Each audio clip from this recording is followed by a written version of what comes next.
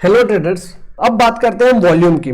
Volume simply मतलब होता है कि एक गिवन टाइम पीरियड में कितने शेयर्स ट्रेड हुए। जब वॉल्यूम हाई होता है तो इसका मतलब है कि मार्केट में ज्यादा पार्टिसिपेंट है और मूव स्ट्रॉन्ग है। जब वॉल्यूम लो होता है इसका मतलब यही है कि मूव वीक है, यहाँ इंटरेस्टेड लोग काफी कम है। एक बात है, ऐसा बोलते हैं कि volume is the fuel behind the price movement. मतलब प्राइस चाहे कितना भी तेज भागे, अगर वॉल्यूम का सपोर्ट नहीं है तो वो उसको सस्टेन नहीं कर पाएगा, वो प्राइस टिकी नहीं रहेगी और वापस अपने लेवल पे आ जाएगी। इसलिए वॉल्यूम एक की फैक्टर होता है, बहुत सारे लोग इसे यूज करते हैं। ठीक है, एक ये बेसिक अंडरस्टैंडिंग के लिए ये टेबल है और वॉल्यूम भी अच्छा खासा है, तो भाई बायर्स का इंटरेस्ट है और भाई अब ट्रेंड कंफर्म हो चुका है। सेम अगर प्राइस ऊपर हुआ है बट वॉल्यूम कुछ खास नहीं है तो ये वीक मोमेंट है, बायर्स वीक है, बट ये एक ट्रैप है। अगर प्राइस डाउन जा रहा है और हाई वॉल्यूम है मतलब स्ट्रॉन्ग सेलिंग हो रही है, मतलब आपको कंफर्म डाउन ट्रेंड हो गया है ये। अगर प्राइस डाउन हुआ बट लो वॉल्यूम है तो सेम वही कि सेलर काम है और ये ट्राई कर रहे हैं जो पॉजिटिव मोमेंट था उसको अब नेगेटिव में कन्वर्ट कर रहे हैं। बट अब इसमें क्या होता है, ये भी काफी सब्जेक्टिव हो जाता है। हाई वॉल्यूम किसके लिए कितना होता है, सब स्टॉक्स के हिसाब से हाई वॉल्यूम अलग अलग हो सकता है, इसलिए ये काफी सब्जेक्टिव है। हम वॉल्यूम को यूज कर सकते हैं बट वॉल्यूम को डायरेक्ट यूज नहीं करता हूं मैं भी, क्योंकि ये बहुत बार फॉल्स सिग्नल देता है। हम ऊपर के लेवल्स में बाई करके फंस जाते हैं। आपके नॉलेज के लिए बता रहा हूं, आप एज ए बिगिनर इसको बिल्कुल अवॉइड करें।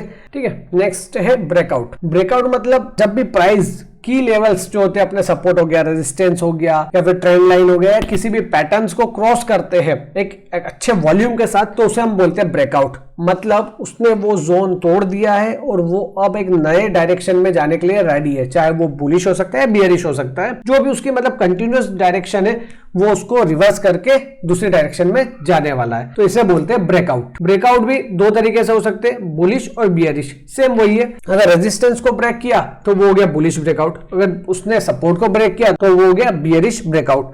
बस आपको ये समझना होगा, ब्रेकआउट हमेशा एक रिवर्सल साइन देते हैं कि जो करंट ट्रेंड चल रहा था उसके बाद ब्रेकआउट होने के बाद वो डायरेक्शन चेंज करने वाला है। आप इसको वॉल्यूम के साथ करोगे तो एक रिलायबल सोर्स होगा, बट हाँ ऐसा बोल सकते हैं कि ज्यादा वॉल्यूम के साथ ब्रेकआउट है तो रिलायबल है और कम वॉल्यूम के साथ ब्रेकआउट है तो वो फॉल्स भी हो सकता है। यही जो हमने देखा था अभी ट्रेंड लाइन वाला एग्जांपल जब मैंने तब भी आपको बताया था, अपना जो ट्रेंड लाइन थी इसको ब्रेक करा यहाँ पे। ठीक है, अब आप देखो रियल में देखा जाए तो वॉल्यूम यहाँ पे ज्यादा था, इसने यहाँ पे तो जो ये लाइंस थी यहाँ पे तो उसने सिर्फ एक अक्यूमुलेट किया और जब उसने वो लाइन ब्रेक करी उसके बाद उसने ट्रेंड को ऊपर की ओर स्टार्ट किया। इसलिए ब्रेकआउट भी ऐसा है कि हाँ ओपनली ब्रेकआउट के ऊपर भी आप रिलाई नहीं कर सकते हो। इसी के साथ हमारा जो सेक्शन 3A था वो कंप्लीट हो गया।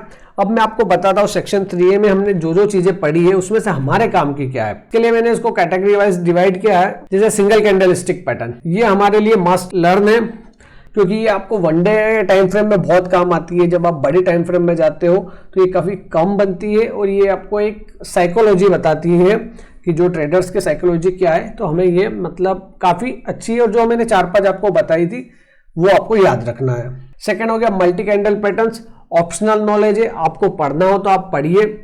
बाकी बात यही है कि वो एज अ बिगिनर मतलब इतना यूजफुल नहीं है, आप उसमें अभी टाइम ना दे तो ज़्यादा बेटर है। बट हाँ आपको एक नॉलेज के लिए समझना हो पैटर्न्स तो आप समझ सकते हैं, बिकॉज वो सब कुछ है ट्रेडर्स की साइकोलॉजी के ऊपर डिपेंड है पूरे जितने भी ये अपने पैटर्न्स है।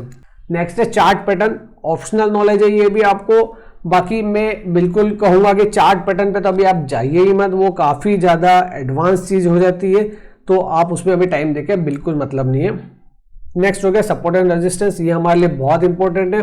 ठीक है, क्योंकि हम ये मैक्सिमम टाइम इसको हम देखते हैं। मैंने आपको पहले भी बताया था कि हमारे कोर्स में आप प्राइस एक्शंस को और सपोर्ट रेजिस्टेंस और ये सब चीज़ों का 15 से 20% वेटेज समझ सकते हैं। बाकी मेजर वेटेज तो हमारा इंडिकेटर का ही है, बट ये सारी चीज़ें बहुत सी बार काम आ जाती है और इसलिए हमें आपको ये सपोर्ट एंड रेजिस्टेंस यहाँ पे बताया भी है। और इसको डीप में हम मॉड्यूल 4 में कवर करेंगे जब हम ट्रेडिंग व्यू पे उसको लाइव देखेंगे, कैसे हम सपोर्ट रेजिस्टेंस ड्रॉ कर सकते हैं और क्या तरीके हैं जिससे हम जो ट्रेडिशनली सपोर्ट रेजिस्टेंस ड्रॉ करते हैं उसके बजाय हम उसमें थोड़ा सा चेंज कर देते हैं, जिससे कि आपको वो बेटर और अच्छे से आपको रिजल्ट मिलते हैं। नेक्स्ट है ट्रेंड लाइन, ये भी हमारे लिए इंपॉर्टेंट है, सेम उसी कैटेगरी का आ गया है सपोर्ट रेजिस्टेंस वाली। उसके बाद है वॉल्यूम एनालिसिस, बिल्कुल स्किप करना है, आपको पढ़ना हो तो पढ़िए, बाकी मैं बिल्कुल भी एडवाइस नहीं करूंगा कि आप वॉल्यूम के ऊपर रिले करें, बिकॉज वो इतना यूजफुल नहीं है एज अ बिगिनर। नेक्स्ट है ब्रेकआउट, ये भी आपके लिए बिल्कुल ऑप्शनल है मेरी साइड से, तो यही कहूंगा स्किप करिए, क्योंकि ये क्या होता है काफी फॉल्स सिग्नल देते हैं। मतलब ये जो है ब्रेकआउट हो गया, वॉल्यूम एनालिसिस हो गया, चार्ट पैटर्न्स हो गया, ये जब तक आपको एक एक्सपीरियंस नहीं होता मार्केट में तब तक आप इसको यूज नहीं कर सकते कि हाँ आपको एक फिल्टर होना चाहिए आपके पास कि कौन से फेक और कौन से जेन्युइन केस लग रहे हैं उस, ठीक है। तो आपका जो सेक्शन 3 है वो कंप्लीट हो चुका है। हमें जो जिस पे मेन फोकस करना है, यहाँ पे हमारे पास सिंगल कैंडलस्टिक पैटर्न है जिस पे हमको ध्यान देना है। उसके अलावा सपोर्ट एंड रेजिस्टेंस है और ट्रेंड लाइन है जो हमारे लिए इंपॉर्टेंट है, वो भी 15 से 20% वेटेज कवर कर रहे हैं।